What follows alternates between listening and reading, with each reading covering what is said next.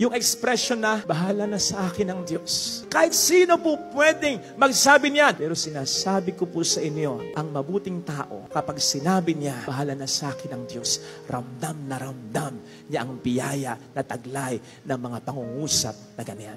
Ang sabi natin sa Ingles, you cannot put a good man down. Why? You just cannot put God down. Sapagat ang bawat mabuting tao, kinakampihan ng Diyos. Yan. O pwedeng may mga pagsubok, pero ipaparamdam ng Diyos, hindi kailanman siya magkukulang. Kapatid, sigurado ang iyong panalo.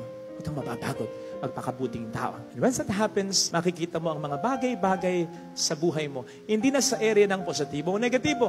Lahat po pwedeng maging positibo, kahit yung negatibo. Because everything will work for the good of souls who love Him. Yun ang sinasabi sa Romans 8:28. Kahit yung mga pangit na pangyayari, o pwede i-convert ng Panginoon na maging mabuti.